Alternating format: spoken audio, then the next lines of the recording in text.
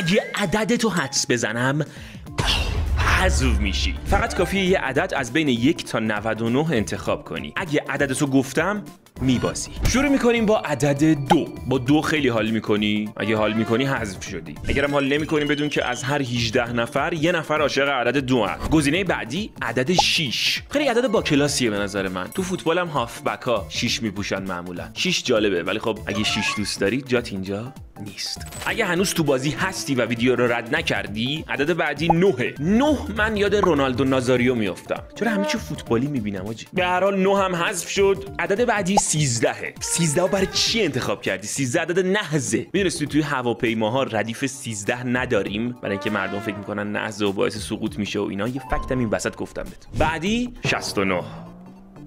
69 بازاش اعلام حضور کنن. عدد خیلی جالبیه. مطمئنم خیلیاتون تا الان حذف شدی.